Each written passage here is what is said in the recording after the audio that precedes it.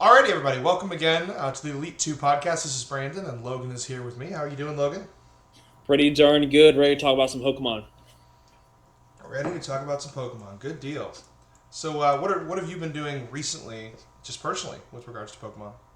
So I just finished Pokemon White. I finally beat, which I have some things to talk about on that, but I finally beat the champion on that game. Um, and I'm doing the post game stuff because I've been working on my video, but I'm not quite done with it yet. I want to do some of the post game stuff I actually never done. There's some stuff in the back end of White that I haven't done. And then I'll probably move on to the next game I'm going to play in that whole series. So, very excited about that. Cool, cool. Yeah, I've been doing some streaming. I've been playing competitive like normal. So you can find us. I'm going to try to stream 2 or 3 times a week over on Twitch. Check us out at the Elite 2 on Twitch. We're there, and I think we've got the stream figured out. So I'll be over there streaming on Twitch. Try to get those VODs over to YouTube. So without further ado, I think let's jump into some of our items of discussion today. So our first item is kind of a recap on some of the Halloween events. We had the outbreaks with some of the spooky Pokemon, and we had Miss Magius raids. Were you able to try either of those, or I can talk about them a little bit? I did a little bit of the Pokemon Go, not a whole lot. I did a little bit of the Pokemon Go. I loved the theming.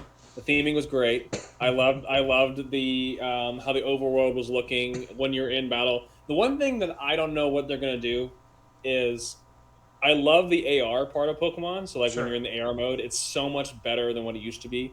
It's very interactive. I love seeing the Pokemon in real life, in the actual what the game's supposed to be eventually. Right. But in the virtual environment version, how it was really, really Halloween themed, that was really cool. So I played a lot of that. But in terms of the Miss Magish raids, I didn't really do any of those. I probably should have though. Okay. Yeah, no, I think we're kind of opposite there. I didn't do much of the go. I did jump in and catch some of the Pokemon. You're right. It was really cool how they did it. It was really neat, the Halloween theming. I agree with you. So it was charming. I mean, it was like a normal charming Pokemon Go event, and I enjoyed that.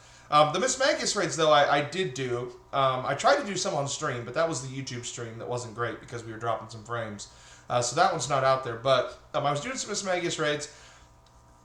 Honestly, I was really pleased with the rewards. They were really easy.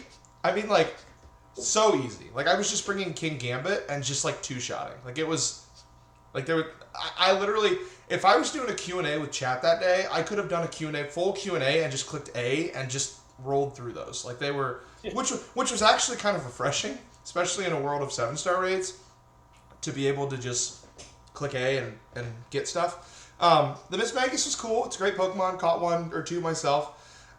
Maybe we'll use it as like a fun team build around someday, or just screw around and make something with Miss Magius. Um, as far as rewards go, though, the rewards are really good. A lot of rare candies, a lot of candies of different levels. So you got a lot of small, medium, large, and some extra large.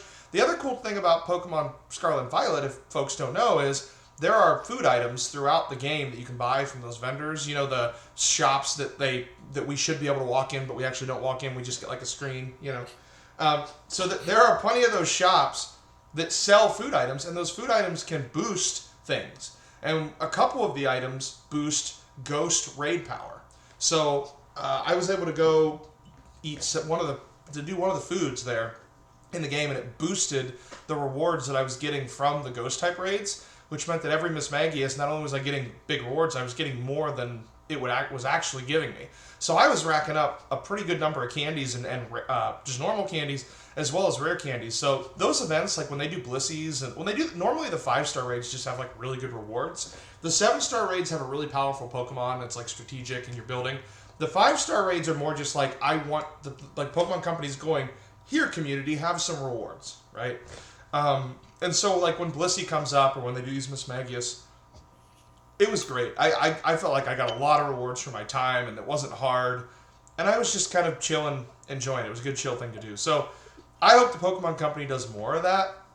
I would love, like, if they do like a weekend where they've got a 7-star raid, I would also like them to pair that with like a 5-star raid. Like, it would be cool, like, if we had Typhlosion, why not have 5-star Quillavas that like give some kind of reward? I just think, you gotta do something kind of fun. So I loved the Miss Magius. As far as the outbreaks, I didn't do any outbreaks. I never do outbreaks, and so I mean, you didn't do any of those either. So I saw some streams now, which say what you want about TikTok. I'm enjoying how TikTok is evolving. I'm enjoying that there's like live streams and horizontal video on TikTok and stuff like that. I saw a lot of Pokemon streamers on TikTok playing those, Outbreaks. and yeah, those outbreaks, and they were shining hunting off of them. So I was watching that, and it looked like whoever they were when they were doing it, it was pretty enjoyable. So like the outbreaks are more for like which Pokemon are you shiny hunting for? Like that's kind of cool. Like you have something for everybody, and I think what makes Pokemon special is that like you can play the game in a different way. And I've changed my opinion on those raids, where Which like raids? in Scarlet and Violet, because when I first started playing Scarlet, The and Violet, 5-star or the 7-star? in general, just raids in general. I thought the difficulty was annoying. Like I thought, like the fact that the raids were so hard, especially the 6 and 7-star raids, so difficult, like above 5-star, that like it made it like not fun. How difficult that they were. But I think, like you said, like if they increase the rewards in the 5-star raids, like it feels like a Sword and Shield raid when you're playing the 5-star raids. Like it feels like you can be engaged with it. You can use the sheer mechanics and the other stuff, but it doesn't feel like you're gonna automatically lose if you pick the suboptimal Pokemon. So I think that is really good. I didn't really think about pairing the two Pokemon together. It was like here's the 5-star 7-star pair. That would be cool. But I do like the idea, of a more difficult raid that like you get a really cool Pokemon out of. That's a reward. I think that's. Yeah. I think I've grown to appreciate what they're trying to do more, especially coming from a community that always complains how easy Pokemon games are. That it's refreshing, I think, to see. Yeah, it's hard. We're hard to please because, at the end of the day, it's like, yeah, people do say. First of all, I've never once complained about that because I'm like the most anti-Dark Souls person ever. Like, I don't like hard games where I've got to repeat content over and over and over again. So, yeah, I mean, I appreciate the 7-star rates. They're cool when you build a Pokemon that works and you jump in and everybody coordinates and you get it and it's fun and the rewards are great. You get Herba Mystica and maybe an ability patch or something like that that's tougher to get. So no, I think it fits this play. I would love to see. I mean, I don't know. I would love, if I was doing this, I would love to see like starters go into 7 stars, but have like a 3-star raid for the first stage, a 5-star raid for the middle Evo, and a 7-star raid for like the top, and have that be like a weekend event. I think that would be so cool. You have something for every level of player. If somebody just wants the Cyndaquil and they're going to evolve it on their own, they just do a 3-star raid. If somebody wants like the mightiest mark, Typhlosion, they can go into the 7-star raid and participate there. So I love these raids. They've gotten better. They used to be a laggy mess, and there are still times when they lag, but I think they've improved a little bit on that front. So they're a little smoother than they used to be. So if you haven't jumped into raids for a while, maybe give them a shot because I think they're better than they were a year ago for sure.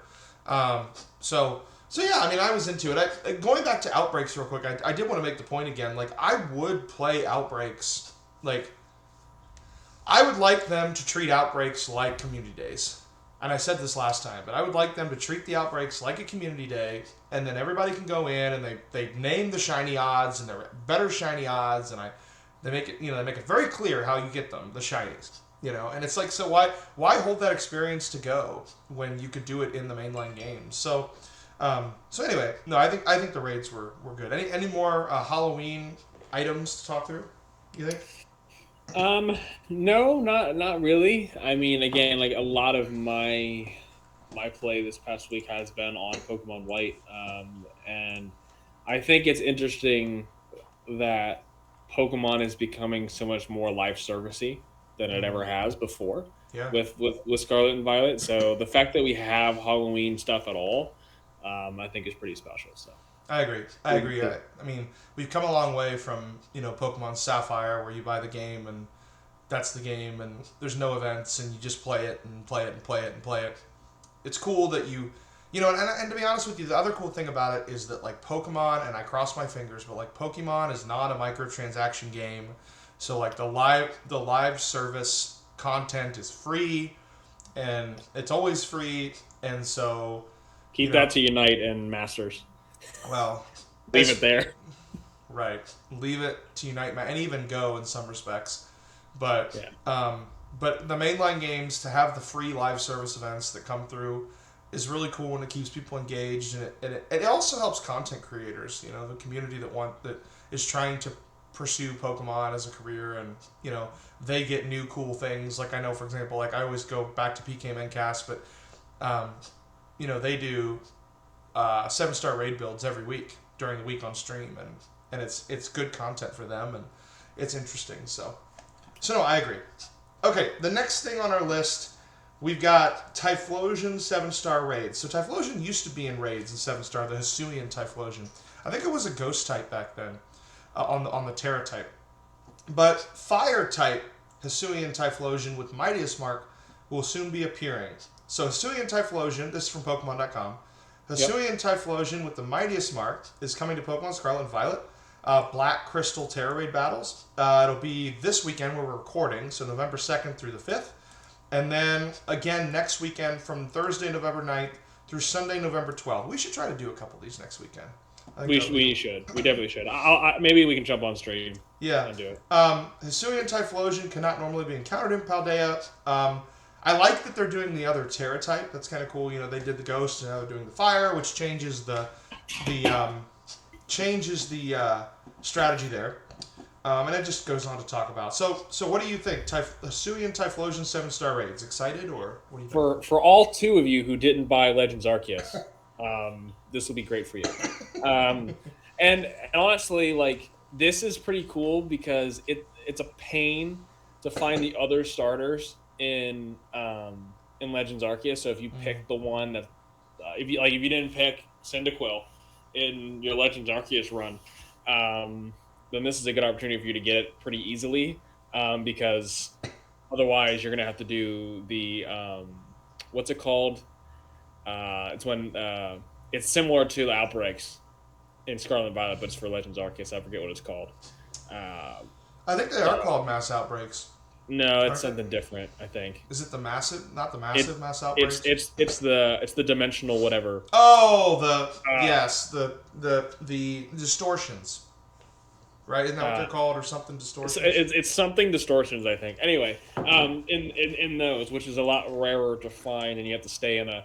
I think you have a chance to get one 15 minutes into being in an area, so it's not hard to get. So this is a great opportunity to get Hisuian Typhlosion, and Hisuian Typhlosion, I think, is the best of the Hisuian trio. I think it looks amazing. I really do. I don't really like Hisuian Samurott. I think original Samurott looks better. Now this is all play this is all like let's play kind of opinions. But Samurott, I did not like the look of Samurott. Decidueye was cool, but it looks very similar to the original Decidueye, and again, I prefer the original Decidueye. Hot take: I kind of like Hisuian Typhlosion more than original Typhlosion. Oh, okay. I really like its design. I don't agree. I don't agree, but that's fair. I like its typing. I like its design. I like everything about it. I think it makes it more interesting than original Typhlosion. But especially because like with the ghost like I love. I don't know why. I think this is because this is why I like Chandelure a lot.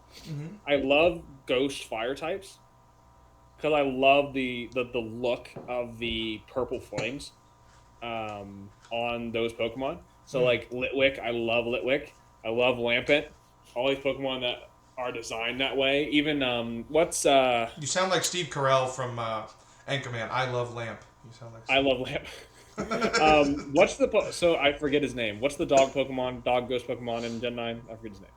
Oh, it's not Grievard. It's the Grievard's small, previous form. Yeah. Let me find it. I can't remember what it's called either. Yeah, it is Grievard because Houndstone's the evolution. Houndstone, okay. Grievard, again, why I love Grievard, because of the same design philosophy. So I like this Pokemon a lot. And fun fact, Grievard is just a ghost type. Oh, there you go. Well, yeah. So I'm really excited about these raids. I'm definitely going to do some, but I just don't know when I'm going to do them. But Yeah, definitely. I definitely want to do it. I mean, it's Fire Terra, right? So, like, I'm trying to think. I mean, to be honest with you, it just feels like water types are safe, because I mean, at the end of the day, like, it's going to use eruption. I mean, it's going to use eruption. So, Well, I mean, and the so ghost type isn't going to be bothered by water types. So, it's going to be tough because you would need something to because I don't know what its move set's going to be. right. Because isn't it a mixed attacker or no? Or is it It only is. It attack? is. It is a mixed attacker. Yeah.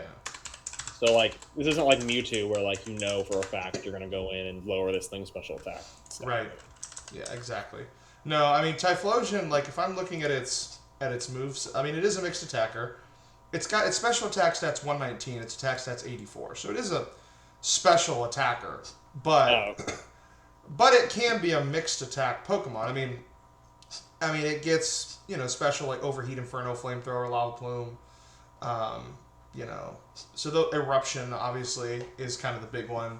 That because I mean even in competitive people use Typhlosion for eruption. They use turn one Typhlosion eruption helping hand like that. I see that sometimes in competitive where they'll lead with Typhlosion and it's so fast and if they can get an after you or something or whatever it becomes very powerful. As far as like TM moves, you know, yeah, again, a lot of the. I really think that overheat. I mean, overheat and flame. Those types of moves are going to be used. Maybe Shadow Ball. I mean, because it is a ghost type. Even though it's Fire Terra, I might use They'll Shadow Ball. probably give it Will-O-Wisp or something, like Yeah. some kind of status move, and Right. So I mean, if you're looking at it too, as far as like stats goes, it's not. It's very frail. It's 78 defense and 85 special defense. So it really doesn't matter like if you bring it off like an attacking or a special attacking Pokemon. I think either one will probably work here. But on your end, it might be wise to bring a Pokemon that has a pretty good special defense stat. So maybe a water type that has a pretty good special defense stat. I think because it's probably has Will-O-Wisp, some kind of it probably has a way to burn you, so probably a special attacking, special defensive Pokemon, Mm-hmm. probably. Yeah. I already guessed, but Mm-hmm. Yeah. maybe. And like I said, I'll shout out PK Mencast. Go over to his YouTube channel, and I'm sure I'll have plenty of builds for you. Okay, so yeah, we'll definitely. I'm gonna probably try to stream Typhlosion raids if I can next weekend, and maybe we can jump on together and do some Typhlosion raids on stream.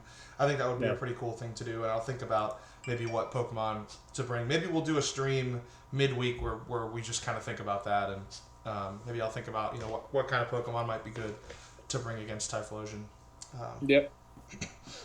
all right, so that is the Typhlosion raids, and we're going to stick with Scarlet and Violet, and this is probably our biggest topic here.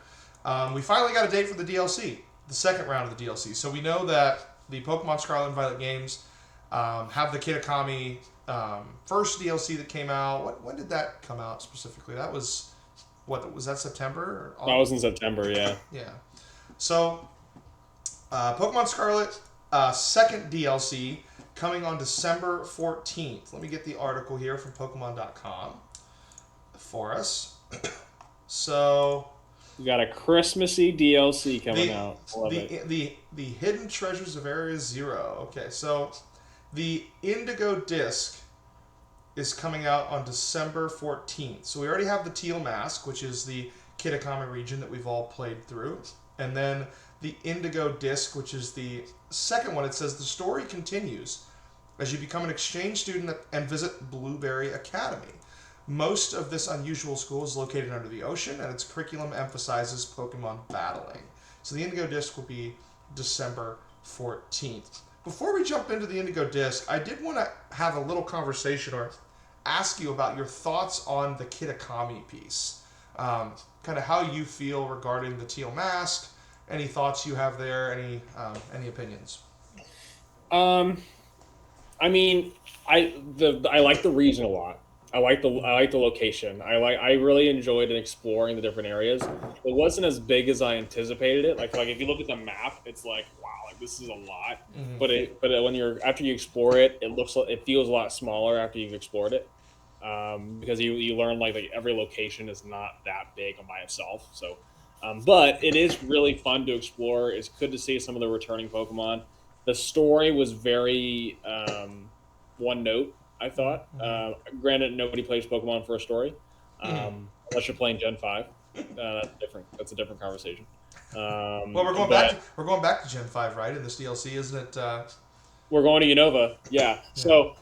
Yeah. So definitely have some thoughts about what it might be. But in terms of what we've looking at in the past, it'll be interesting to see where they take the kid who was traumatically, changed during the Kitakami. Who was bullied by us? Yeah. Who was bullied by us? We bullied this kid, so I'm very interested to see what happens with this guy, and you know what they're planning on doing because they're obviously because the difference between this time and last time is in Sword and Shield they were very distinct. There were two separate, separate stories, separate whatever. And it was a very different feel between the two. Like Isle of Armor was a completely different vibe than the other one, right? So like Isle of Armor was completely competitive in its entirely, and the second one was very much legendaries that they were trying to go for there. And with the adventures and the Dynamax adventures and all that stuff. That was really fun. It was a different vibe. It came out in the winter also. It was a very wintry feel. This one's going to be a lot different. We're going back to America, the Unovan region. I hope I see a Braviary somewhere in the DLC. But it's gonna fly on the opening credits. It's gonna fly over the. Well, because I can't remember. Is it a Braviary that's doing the? No, actually, no, it's not because. The cutscene of you going to Kitakami is an airplane, so it's not like an actual Pokemon. But no, I really liked it. But I think they could have done so much more with the story. But you can do that. You can say that about almost every single Pokemon product. So yeah, yeah. I mean, as far as I thought the region was very charming. One of my favorite things with these new DLCs is just walking around and just experiencing the new region. I love when you come in there and you see all those rice paddies. It was just so charming. I loved it. It had a very like Gen 1, Gen 2 feel. It was Japan. I loved it. Very Japanese vibe, yeah. And so it was really. I liked that. I liked the Mask Festival. I thought while it was, I think they said it was about 1/5 the size of Paldea. While it was kind of small, and you're right, once you started exploring, it was kind of one pathy, and there wasn't a lot of little nooks. But it felt big though. It did. It did. Like, and I explored it fairly quickly. It didn't take me too long to explore. I thought that the Pokemon they added were good. I got my boy Dusclops back, which I'm excited about. And so the Pokemon were good. Weezing. And yes, Weezing. I'm telling you, man. Arbok. On street, gotta love Arbok. Fun fact: Arbok is Cobra backwards. Really? And did you know Ekans is Snake backwards? I didn't know that. I definitely want to make at some point on stream. I want to do a Weezing, oh my gosh, slacking team. That'd be fun. I think because I like Weezing much better than Grafaiai, which is the other one that you can pair with slacking. As far as the story, I am very conflicted with making me lie and not allowing me to choose not to lie. When I went through that part of the game, I remember feeling a little icky, just because I'm like, I am participating in the bullying of this kid. Yeah, you really are. I just don't like that. I think like in a world where like mental health is becoming such a spotlight issue, like to make a game that will be played by like hundreds of thousands of Americans, maybe over a million Americans, where you're lying and actively participating in bullying, even if your character feels a little uneasy about it, which I do think that they make it clear that your character is uneasy about what the sister is doing. They do, yeah.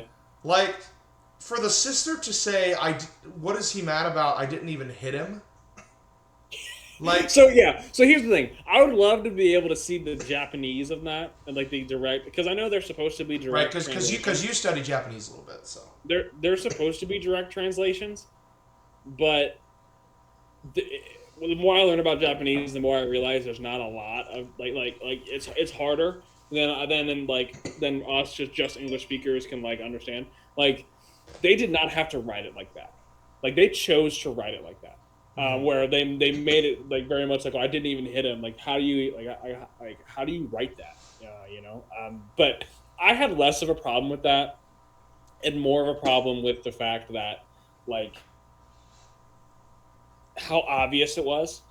Like when you're looking at like the legendary trio of the I don't even know if they're legendary Pokemon, but just like the Yeah, special I Pokemon. think they're considered legendary. They're considered legendary. Okay, well the trio legendaries, which honestly I think are the weakest trio legendaries I've ever seen. I want to talk about Um, those three in a second, but we'll continue with the okay, well, story. so like there was the story about the legendary Pokemon, Ogerpon, and the three legendaries. I think was very very poor because like if you compare it to something like the story of the original Dragon in Gen 5 or the story of the Lugia and the legendary birds or the story of Suicune and legendary dogs, Mm-hmm. even though Raikou is not a dog, just so everyone knows Raikou is a Raikou cat. is a cat. But but the legendary dogs like those stories are so special to where like if I had the kid bullying and a better Pokemon story about the Pokemon that are in the new thing, then I would have been a lot happier with it. But the fact that we just had bullying and that's it, like that together makes it really Well, fun. and it was a double dose of bullying because Ogerpon was getting bullied. Oh yeah, exactly, yes, So the whole thing was bullying, and I'm a bully in that. yes. To me, you have to be a little more sensitive. It was like when they made, uh, it was like when they did the school stereotypes in the Gen 8 starters. And, like, I mean, come on, that water type, I'm not even going to go into it, but what they did with that water type starter in Gen 8 was just wrong. So, Yeah. so they need to be, and I don't know, maybe it's a cultural difference, but to me, you can't release a game in America with where your character actively bullies someone else, and you can't make a decision to not bully that person. So I liked it overall. The Pokemon were cool. I actually don't mind these three legendaries. I do think they're the weakest, like you said, of all of them.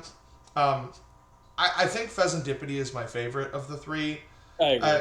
I think Monkey Dory will probably be the one that's used in competitive the most because I've seen it a little bit more than the other two. By the way, there's a train coming, so apologies there. Um, so yeah, I mean, I think it's decent overall, and the story is pretty average Pokemon story. It's nothing crazy. It wasn't very long. It was very short. Um, Yeah, very which, short. which again, I don't mind a short story, um, as long as the story is well put together, and I struggled with that. Um, any other thoughts you want to talk about on the Teal Mask before we go to kind of predictions on the Indigo Disc? So comparison is the thief of joy, right? So like, yes, it was fun. I liked it. I liked the exploration the most about Kitakami. And I think that's the piece we're not going to get in this next one. Mm-hmm. I think the next one is not going to be about the exploration at all. It's not. I don't even think it's going to be a zone. I think it's literally just going to be the school. Um, but the one thing that I struggle with the most with this is like for those of y'all who played the Gen 3 remakes, like or the post game of Ultra Sun Ultra Moon, for example. You're talking about Alpha Sapphire or Alpha? Yes. Yeah. Okay. For those of you who played the Omega Ruby. Delta episode, for those of y'all who played the Delta episode at the end of that game, and how much story lore bits they added in a very very short story. It is not the Delta episode is shorter than Kitakami by far. It is not long, but it's so awesome because it involves lore about Deoxys, lore about Rayquaza, lore about the Draconids and those people who worship Rayquaza, and all these really cool lore bits that happen in this little like hour and a half worth of gameplay.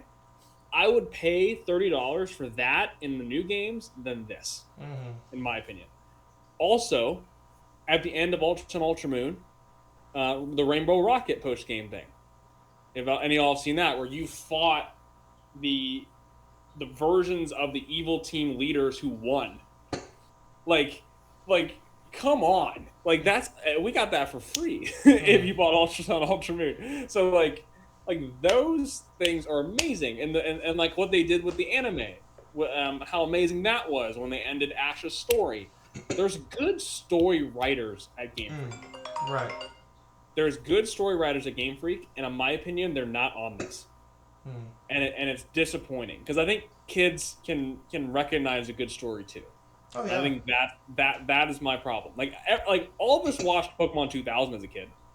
Like all of us watched that, and even if you watch it now, you appreciate the story for what it is. Disturb not the harmony of fire, ice, and lightning. Like you can watch the first movie as a kid and really appreciate the story, and then as an adult, you can learn more about how deep that story is.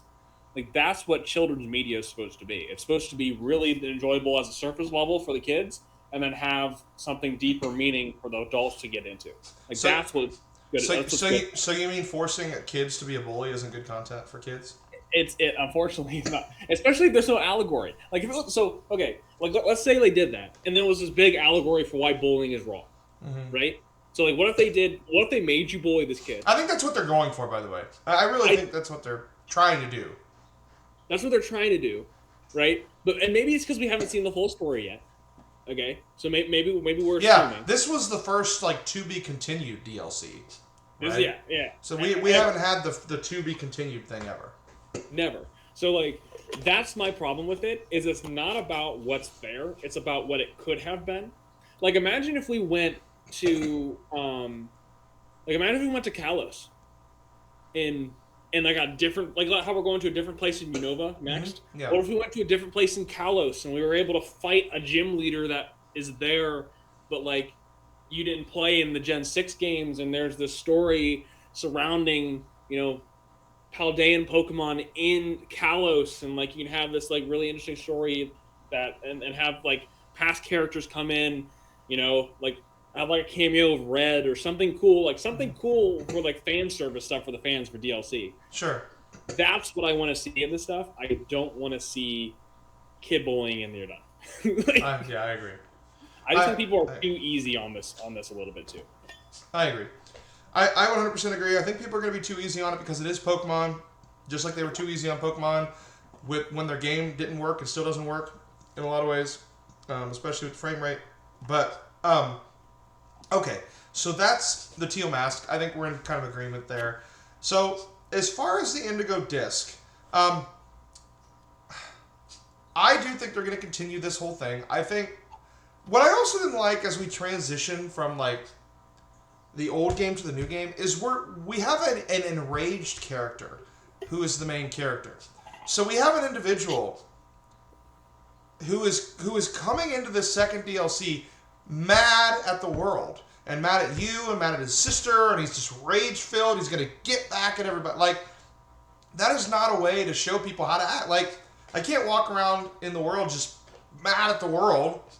Like, but anyway, he's mad at the world. He's gonna come over here. He's gonna, you're probably gonna train at the school. He's gonna train at the school. He's gonna try to get better by going through. So if you remember, they said there was gonna be this big terrarium, right? That's sitting.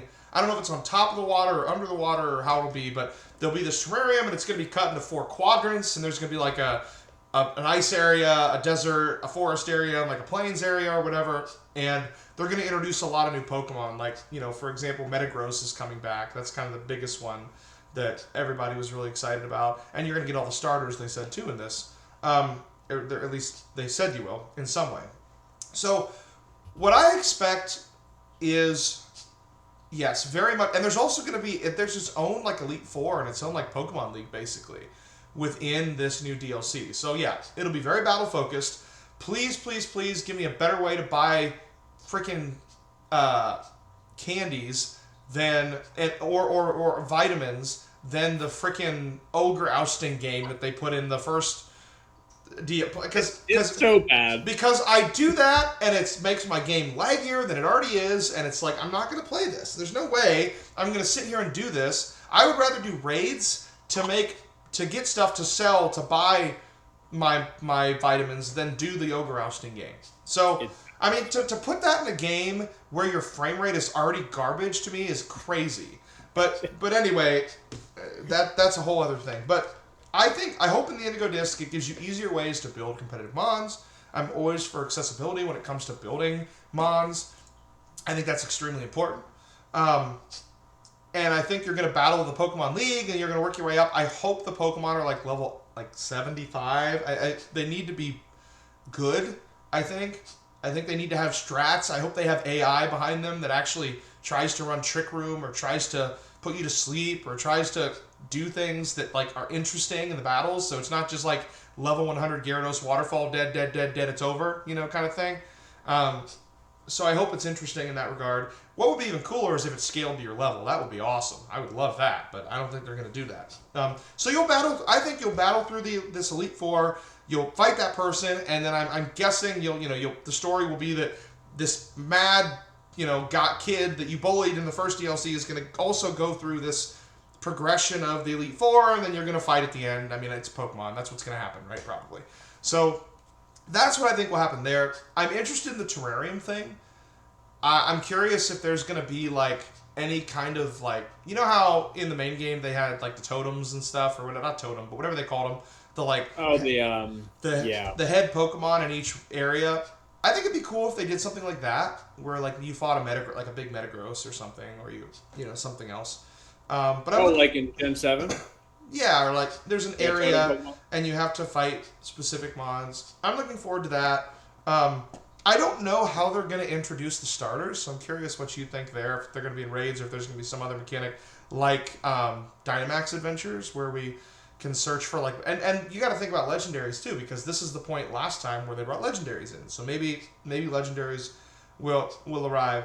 I just really hope, above all things, that they make it easier to build competitive Pokemon with this, and that the battles are interesting, and that we get a good ending to the story that teaches kids that bullying is not right. Those are kind of my three big sticklers. Make it easier to build competitive mons. Give us a good battling story with this Elite Four, and teach people that this bullying thing is not what you were going for, and that the kid's going to be okay.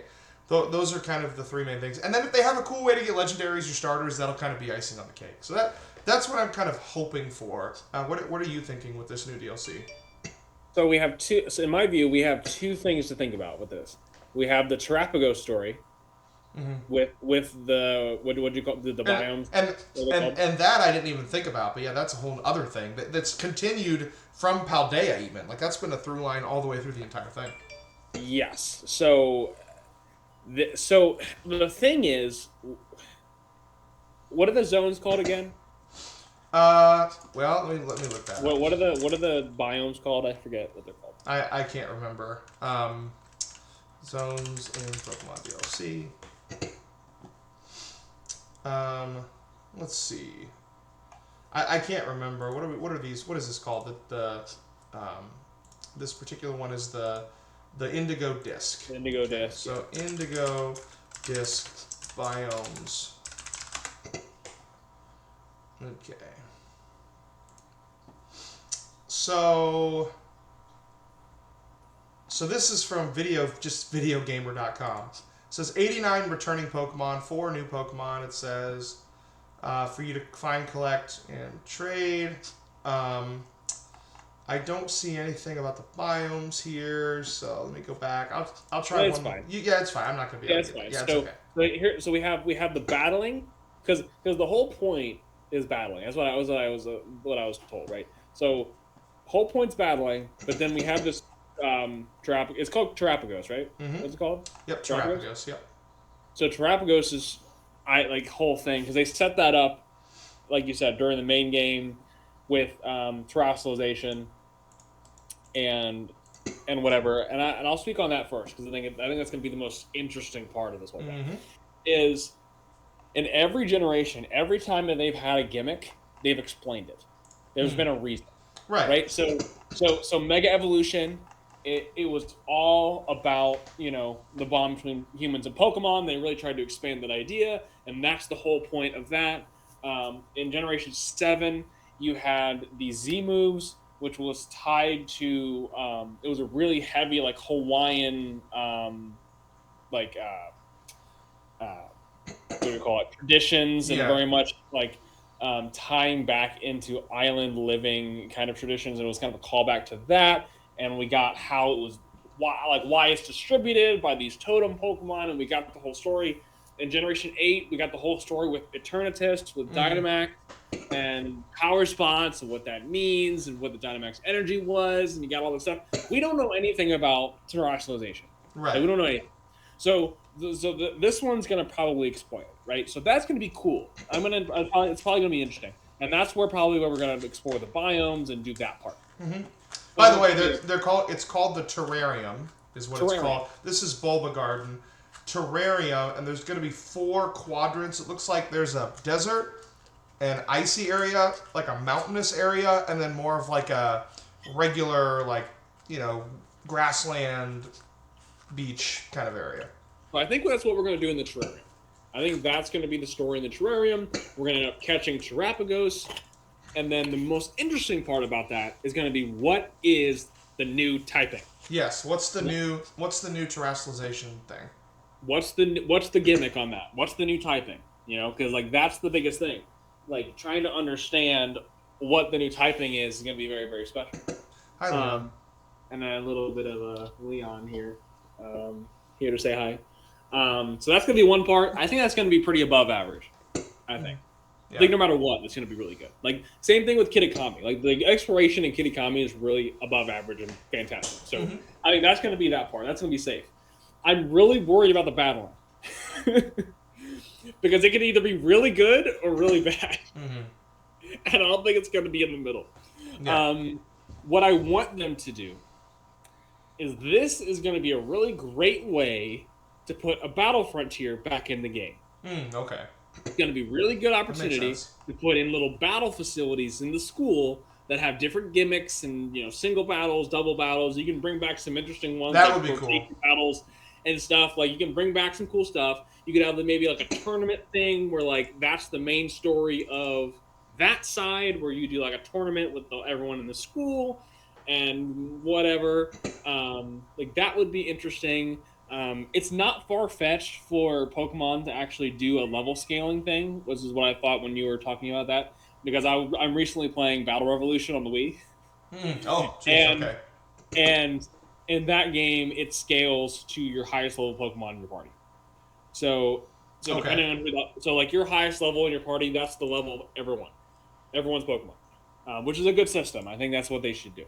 But I don't think it's unheard of. What I think they're gonna do is they're gonna tie everyone's Pokemon in those battle facilities or whatever they do in the school to 50, just like they do in the actual battling online.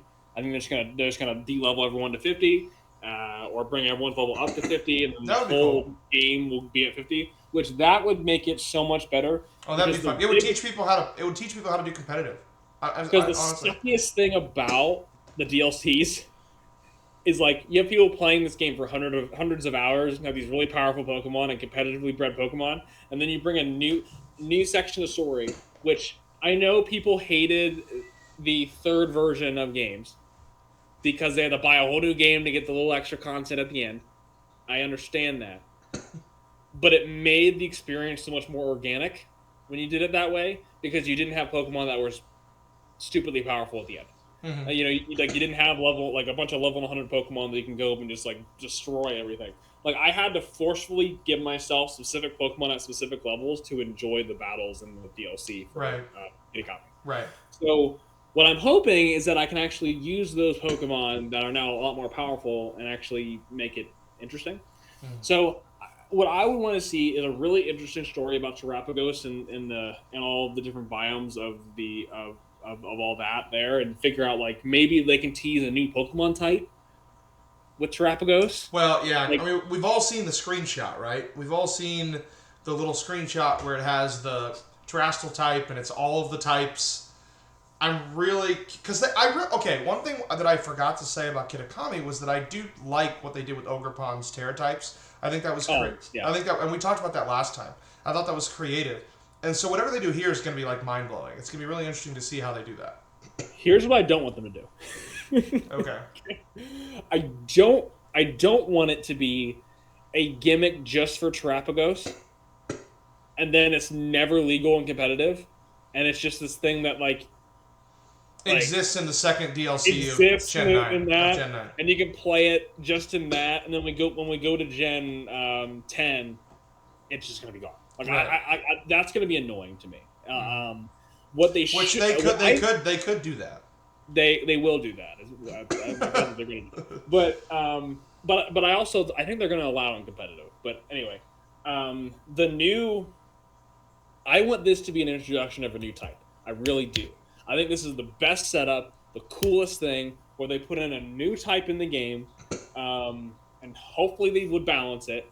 Oh, Hopefully they would balance it. Oh, A new typing in the game because everyone's been like wanting sound type for some reason. Everyone's wanting like another type, or I guess, and this would be the perfect place to do it, and somehow explain it away. what's it gonna be? What's it gonna be? Crystal type? I don't know what it would be, but I think this would like if you're gonna introduce a new type, this is how you do it. It's a perfect opportunity to do that. I would be really annoyed if in Gen 10 they add a type and then they don't do it here. I want to see a tease to Gen 10, something to get us excited about that. Like I want that. I want Terapagos to be that. Yeah. Like I want it to I want it to be like, oh, like Terapagos is from this region that we've never heard of before. Like, what is that? And then like that's like the tease. Because what I'm learning from learning more about the anime is they did such a good job in the anime teasing the next one. Right. Okay. Like my favorite story of that is in the Gen 4 anime when Jesse and James is in their little Magikarp under the water and they're like pedaling under the water and then they find stones and they're like, oh, like this is a ruby and sapphire. This is so cool. And there's also diamonds, pearls, and platinums down here. That's fantastic. And then James is like, yeah, not everything's black and white. And so they tease the next game, or for example, in Gen 2, in the Elite Four, in the Pokemon League, the person who won the Pokemon League had a Blaziken, right? Like that stuff is amazing to me. So I'm hoping for some kind of tease in Gen 10 in these games. Mm-hmm. Yeah. I'm with you on that. I'm really, really curious, and thanks for bringing that up. I'm so focused on competitive that sometimes I forget that stories exist. It's easy to do for Pokemon games. It's easy to But yeah, the Terapagos thing. I'm really looking forward to that. One more thing from Bulbapedia, Bulba Garden here. It does say that they must have announced this, that the four Elite Four folks are going to kind of be associated with the 4 biomes in the terrarium. Oh, okay. So that terrarium may be where we spend the majority of our time. Because that's where all the Pokemon are. That's where it seems the starters are based on Bulbapedia, and also where there's Elite Four.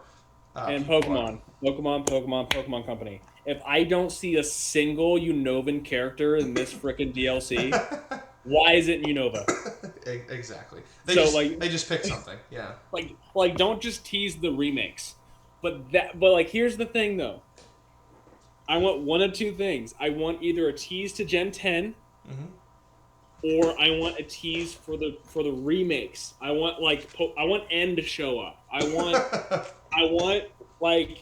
a random gym leader. Like bring what was his name? The Driftbell City gym leader. I forget his name, but the country dude. What's his name? Oh, I want to see him. That'd be so cool. Like give me something from Unova. Is it Clay? Is it Clay? Yeah, Clay. Yeah, he's a country rancher. That's like the most American gym leader I've ever seen. Like that I want to see like that kind of stuff. And let's all not forget, which is what my whole little Pokemon Let's Play thing is all about, is in Gen 5 we had the Pokemon World Tournament. Where all past gym leaders came to battle in like a very special like tournament and things like that. If I see a couple cameos in this little battle thing, if I see like well, I don't even know what you would call it in a school, like guest speaker or something. Like yeah, like if I see guest speaker Red show up, like automatic 5 stars on this. That's awesome. I love it. That's what I would love to see, and I would like to see this guy, this bullied guy, actually teach us that bullying is wrong. Exactly. I need to see that, in fact, because the first one did not do justice. Real quick, what do you think of? Have you seen Raging Bolt and Iron Crown? Specifically Raging Bolt, the Raikou, the new the long neck giraffe Raikou. But where's the Entei? Well, didn't we get 2 of them? Yeah, we've gotten the Suicune. We've gotten the Suicune. And we're getting the Raikou. Yeah. Where's Entei? Where's Entei? Yeah, you're right. I don't know. It's a good question. Do we know what all the new Pokemon are already?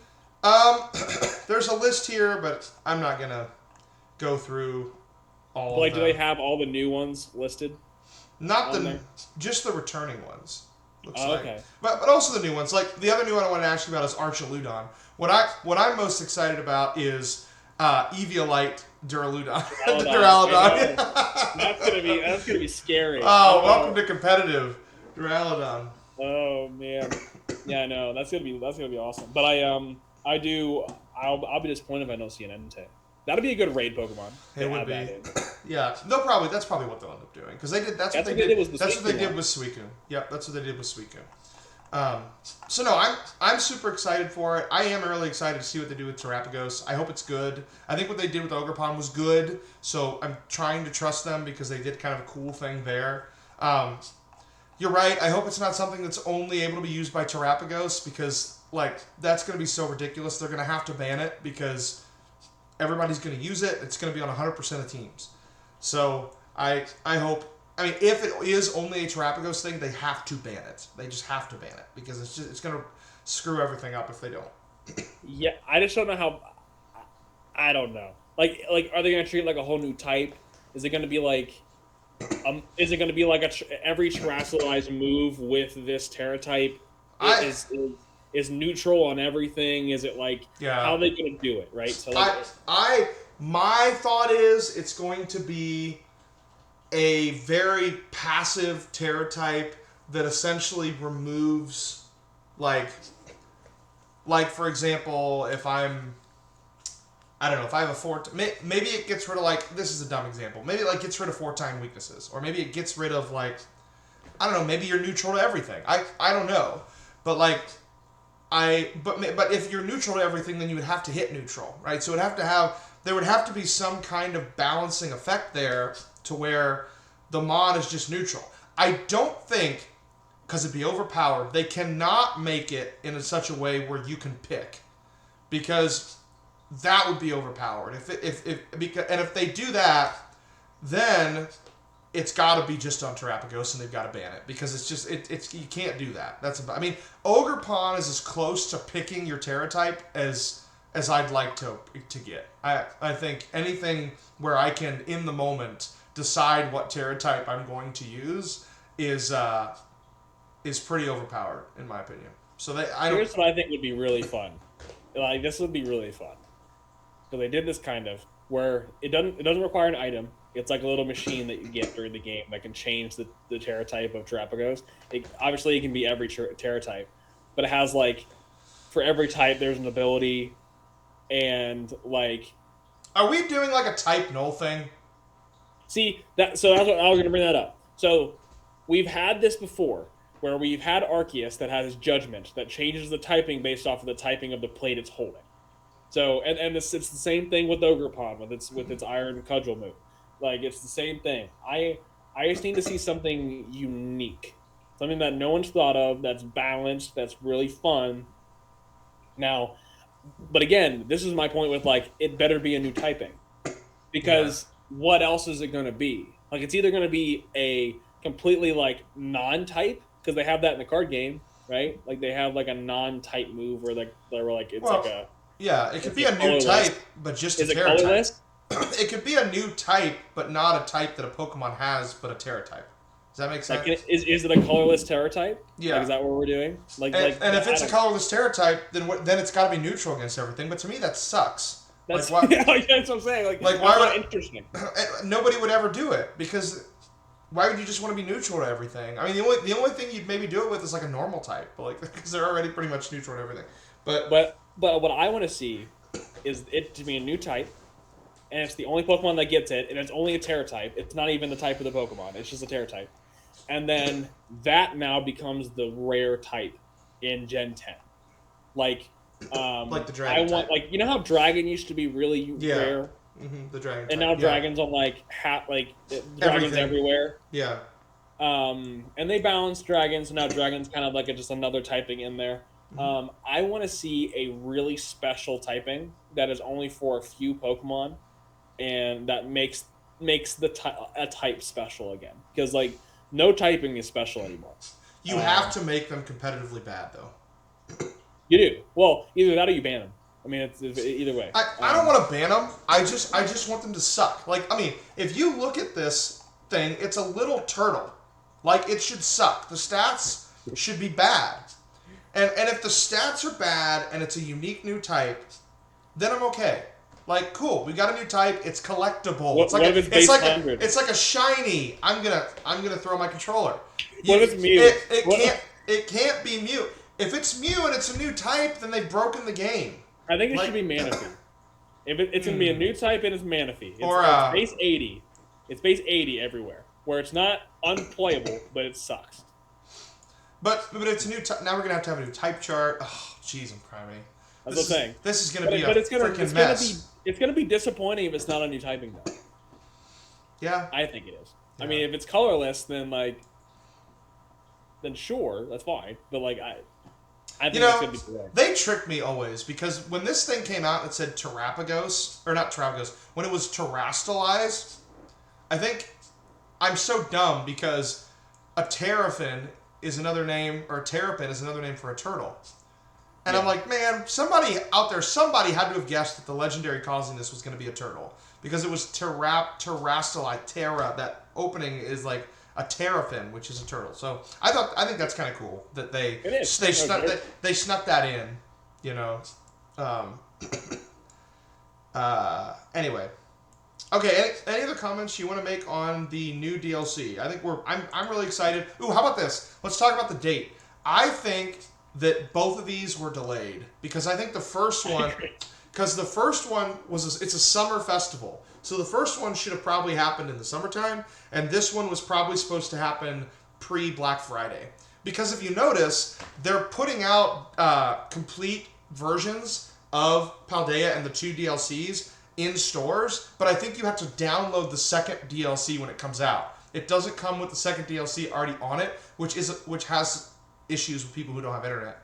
But I just think, why would a company not want to put it out before Black Friday? Like, Black Friday is like where you put new things out, and at the end of the day, they're doing December 14th, which is like 15 days. I mean, most parents are going to have their Christmas lists done, so they're going to miss a lot of that Christmas crowd. Maybe they won't, because they are going to have it out, on shelves. But to me, I think they've had to back both of these up by multiple months for one reason or another. I 100% agree. There's definitely delays, whether it be performance issues or what. I think that, and this is a hot take. Maybe it'll fix the frame rate. Okay. This is a hot take, and this might not come true. But if it comes true, you owe me a Shadowless Charizard. Okay. I think this is the last. Now, not including any remakes, because sometimes they add some new stuff in remakes. I think this is the last new Pokemon content before Gen 10 and before the new Nintendo console. I think this is the last new Pokemon content we're getting that's not new stuff in a remake. So you think that Gen 10 will come before a Gen 5 remake? I think Gen 10 is one of the launch titles for the new Nintendo console. Yeah, I agree. I think so. I think so too. But I think we may still get Gen 5 remakes on the Switch. No, I think we will. I think Gen 5 remakes are 100% going on the Switch. Because, which I have a theory that it's not going to be remakes, but that's a whole story for a whole other day. Okay. But I don't think it's going to be remakes. Well, that's a good transition. Do you want to go into your Logan's Minute? I do, because I have a thought on this that I want to talk about. So I think that's about it. We're both really excited about the DLC. We're going to have a little section here, 5 minutes or so, not long, where we're going to call this Logan's Minute, and I'm just going to give him the floor to spout on whatever Pokemon topic he may or may not want to spout about every episode. So, Logan, take it away, 5 minutes. The So I've been playing Pokemon White. I'm playing Gen 5. I love Gen 5. Gen 5 is my favorite generation. Um, really close second is Gen 4, but Gen 5 is my favorite generation because it is the only generation with an actual story that matters. Because for those of you guys who have not played Gen 5, which go play it, is yeah, uh, it, go to a game store, find a used copy, go play it, or I don't know if you have someone who lend it from someone, whatever. The stories, because everyone knows Unova is based off of New York City. The whole map isn't based off of that. It's the United States is what it's based on, and the whole story is about accepting diversity. That's what the whole game's about. Because Team Plasma is all about liberating Pokemon. That's their ideology because they believe that Pokemon and humans should be separated. Right. So if you look at this in like an allegory of real life, like they think people should be separated and in their little groups, right, and not talk and not like intermingling with each other. That's what Team Plasma believes, and you as the character believe in the sharing of ideas, right? And the whole point of Gen 5 is with the legendary story, which is very, very, very brief, is there was an original dragon that helped create the Unova region, and then there was two brothers who had differing ideas on how to run the world. You had an idealist, and you had someone who chased the truth. So you had these two people, and they both were owners of the original dragon, and because of their differing views, they split, and it became Zekrom and Reshiram. Zekrom being the being of ideals, and then Reshiram being the dragon of truth. And then you have the husk, which is Kyurem.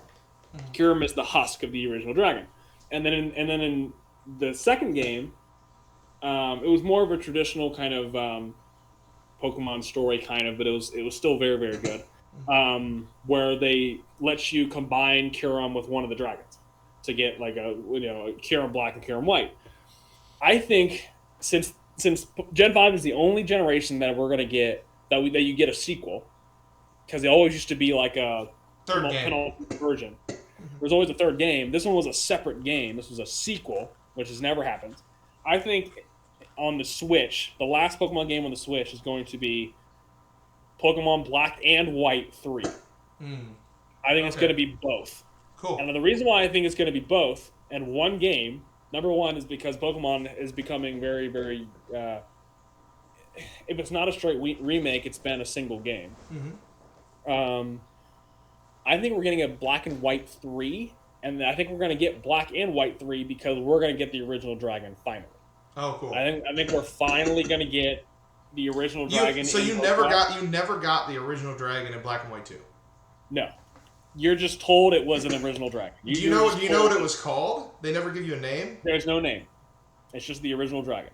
And it looked like Kyurem. We don't know. No idea.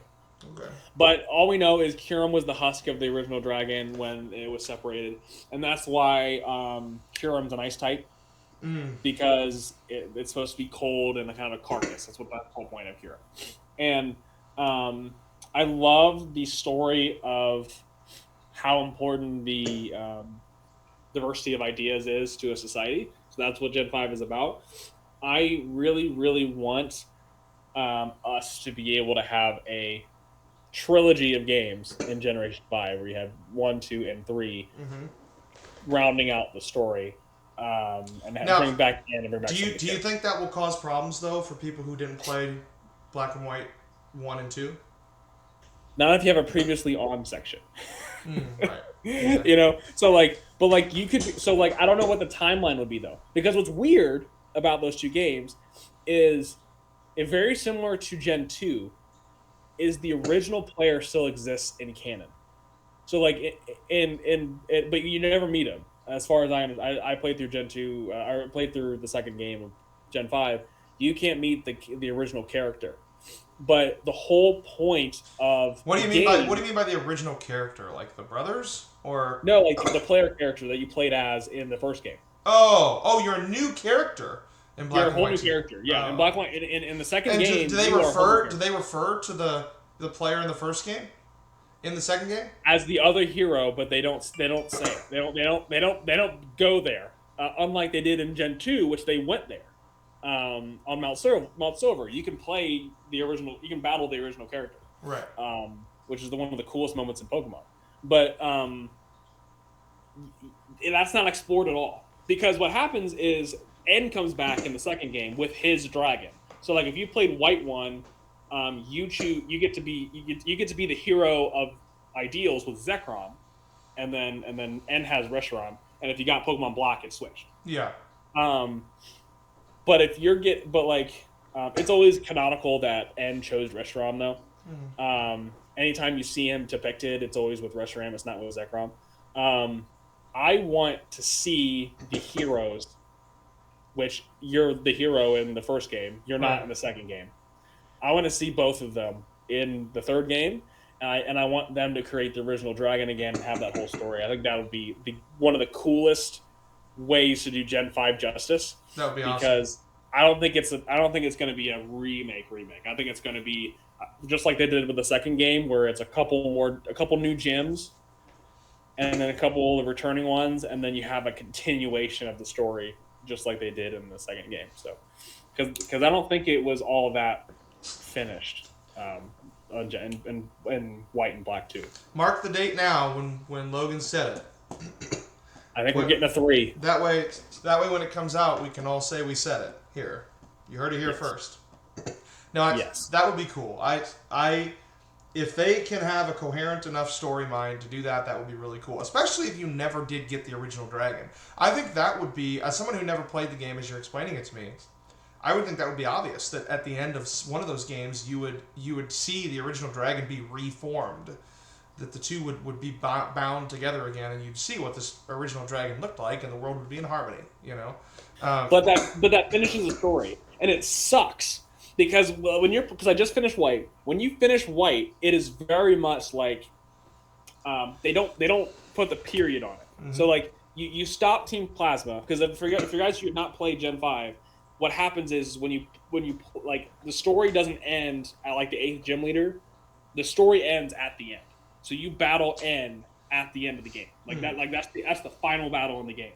Is you becoming the hero of Truth or Ideals and combating his ideology. That's the whole point. It's a battle of ideology. So when you win that battle, that is the end of that. But it doesn't, like, they don't say, like, they don't put the nail in the coffin. They, like, Alder, the actual champion of Gen 5, does mention, like, and do you not understand that the differing of ideas in the world is what makes the world special? Like, things like that, where, like, he does say it, but, like, N doesn't recognize that. And then when you go in the second game, he still has Reshiram, and he's a changed guy, but, like, there's still not an ending to where, like, finally, like, there's a Pokemon representation of the Pokemon becoming one. Right. Again, you don't get that satisfaction. You don't get the, okay, here's the Pokemon representation of that. You know, like, we don't get that. So I think we're going to get that in the third game. I like it. I'd be totally down. That'd be really cool. And we're finally going to get Alder as a champion you can battle in the freaking thing. That's the one thing that I didn't like about Gen 5, is that Alder, who is the champion of the region, gets defeated by N before you get there, so you don't battle. Really? So you have, so what? But like when you do a rematch like after you beat the game, when you do a rematch of the Elite Four, he's the champion, so you get to fight him in his Volcarona. But like, but then when you play in Black and White 2, Iris is now the champion.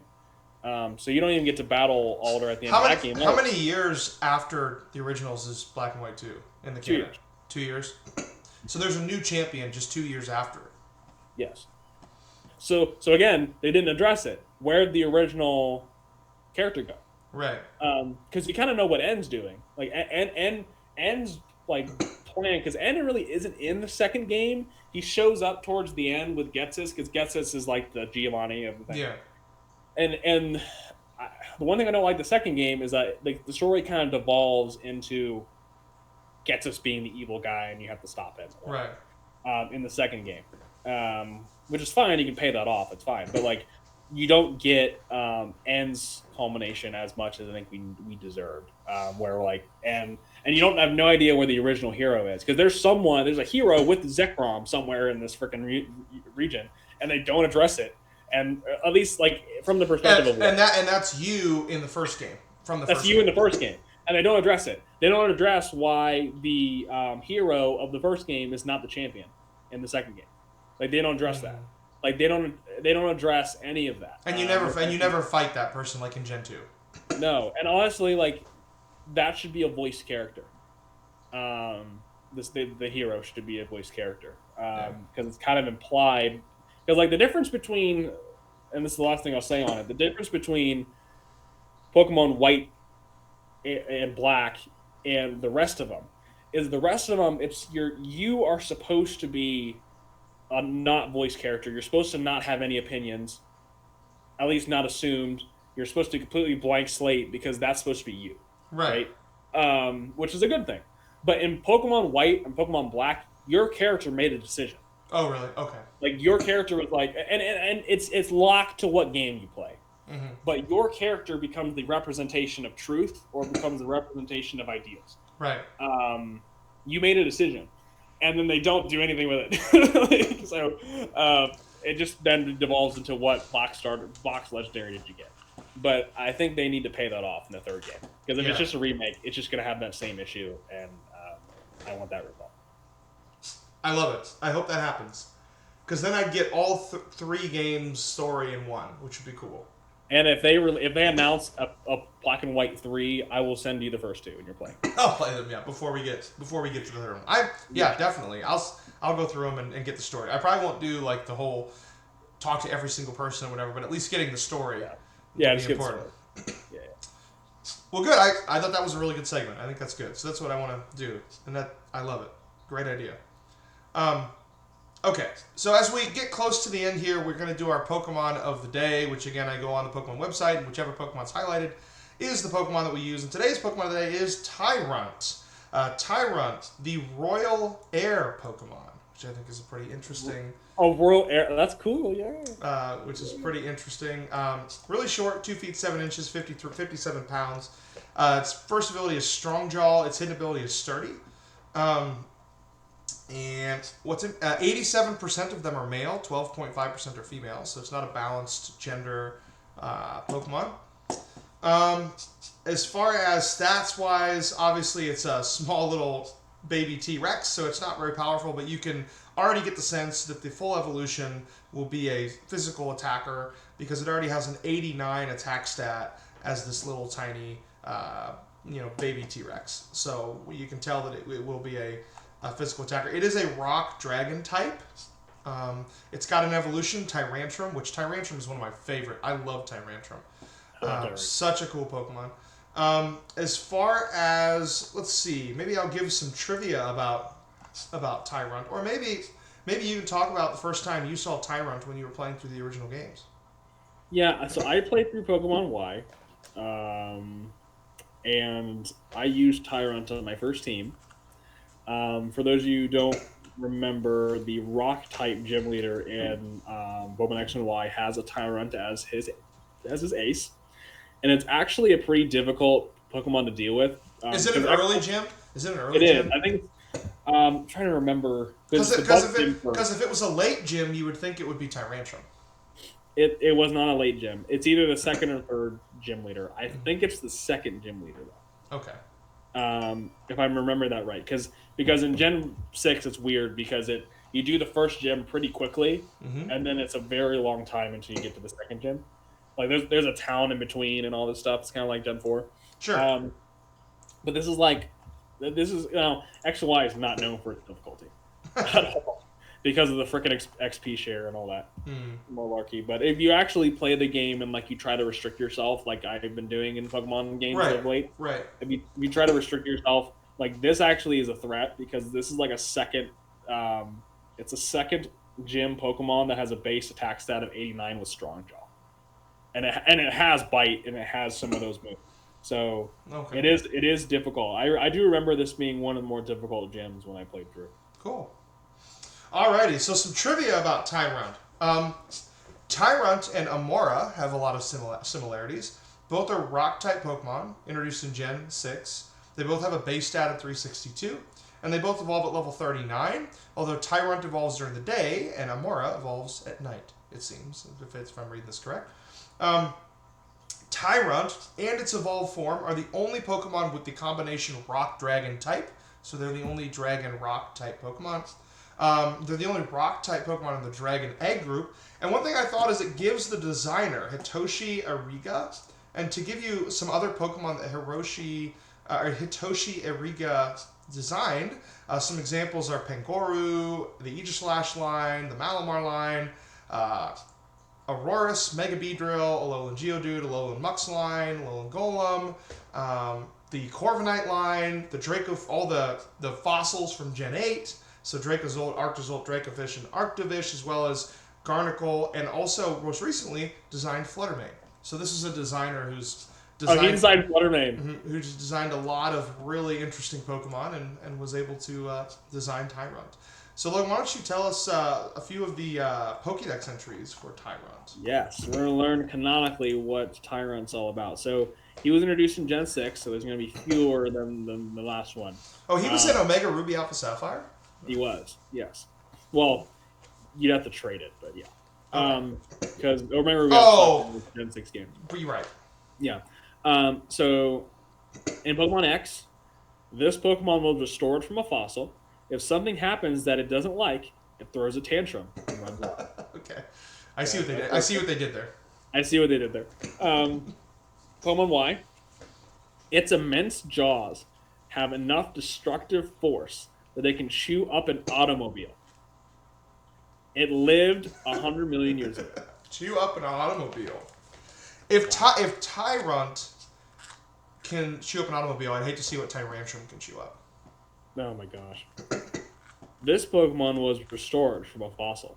If something happens that it doesn't like, it throws a tantrum and runs wild. That is the Omega Ruby one. So it's the same one. And then, wow, they were really, really, really lazy on this one. It's the same one in the Alpha Sapphire. Alpha Sapphire, maybe, yep. Anyway, so here is Ultra Sun, Ultra Moon. It was not in the, it wasn't in Sun and Moon. It was only in Ultra Sun, Ultra Moon.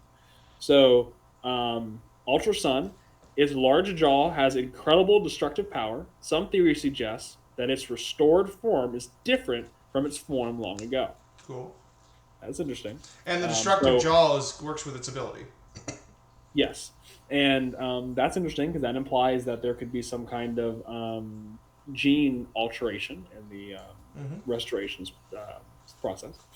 Ultra Moon, Tyrant is spoiled and selfish. It may just be trying to frolic, but sometimes the ones it's trying to frolic with are gravely injured. Okay. Little morbid. Oh my gosh.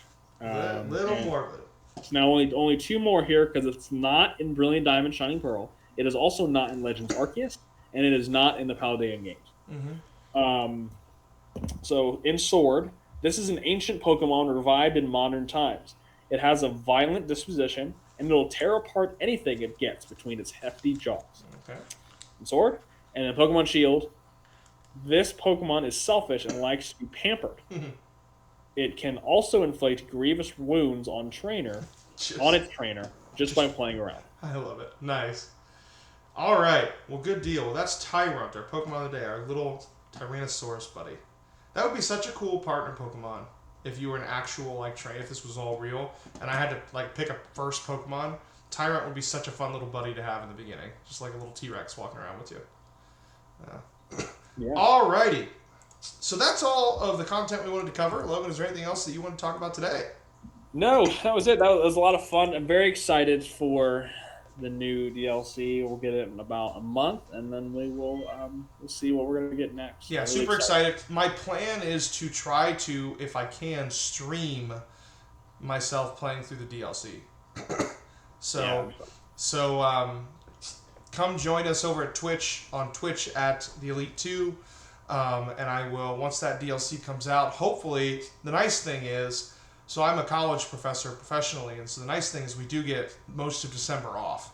So I'm looking forward to hopefully being able to do a bit of a marathon stream with the DLC when it comes out. So that'll be exciting.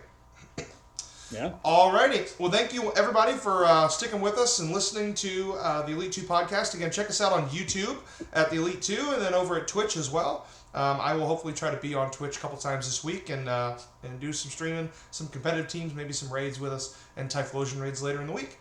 So from myself, Brandon, and Logan, thank you so much for listening. Have a great week. Bye-bye.